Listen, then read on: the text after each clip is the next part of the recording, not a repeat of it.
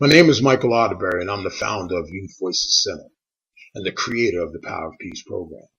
Since its inception, we've been able to reach out to over 7,000 teens. Recently, we have lost funding that we received for the last 7 years. This funding directly enables me to reach out to hundreds of individual teens. Please help me to continue this mission. Young people that go through our program call it a life-changing experience. If we're unable to recover these funds, we'll have to close our doors. So please watch the following video and see why Youth Voices Center is worth giving to. I thank you in advance.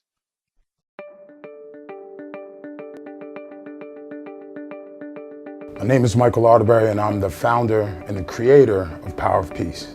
Power of Peace is a program that allows young people to have a safe environment to talk about the issues in their lives and learn from them.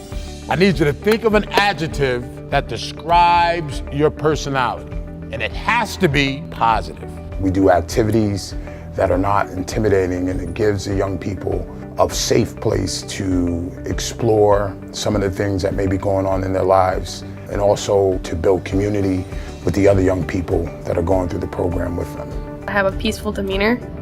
Inside, I'm not as peaceful as I look. Oh, you're not? No, I have my family to worry about, especially my mom. I'm her rock. Yeah, that's okay though, because you're a good rock. We like to work with 25 to 30 students at a time. I ask the principals for a cross-section of students that are representative of the student population. And over a course of a few weeks, we're able to work with a critical mass of students in each one of the buildings. What's something positive you look for in people? I want somebody who's unique, because if somebody is unique and they know that they're unique and they respect themselves, then they respect everybody else too. Wow. In the past year and a half, I've gotten to know Mike and his crew fairly well. A colleague of mine recommended the Power of Peace for our student body, and it was so moving that we actually had him come back again to do another 150 students this year, and it really strengthened the relationships, not just from student to student, but student to staff member. I require a minimum of 2 teachers in each one of my workshops so that they get the opportunity to see their students from a different perspective. They get to see them outside of the classroom and see them in a more comfortable environment. We also want to have the culture created within the workshop to be continued in the building. I have shown this program to many of my colleagues in the area, and usually the first question they ask is, what's the sustainability like? Does Mike come and go and you'll never see him again? That has not been the case. He has made some bonds with students that when he comes back every session, he still goes back, asks about certain students, and he actually was our commencement speaker at last year's graduation ceremony. So to me, that really sets him apart, that I feel like he's invested as much in this district as I am and as our staff is. My favorite activity is called Who Am I?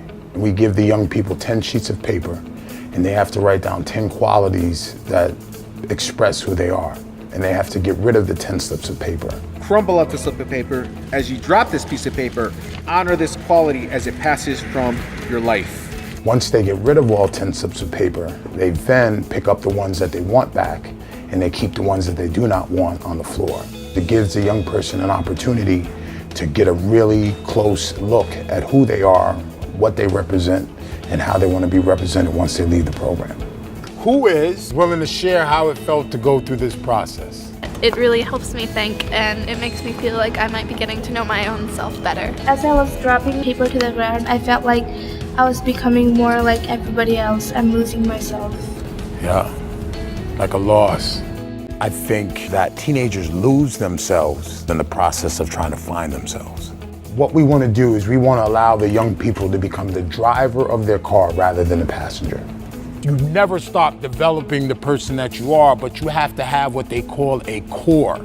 Your core has to be your stability and your base. So some of those qualities that you drop and you feel like you're losing something is more than likely something that's attached to your core. And that's the person that you have to know. Your generation is setting you guys up to not feel. You have all these social medias where you speak to people from the other side of a screen. So it depersonalizes interactions as people. But don't buy into that. When you walked into this room, everybody was just a face.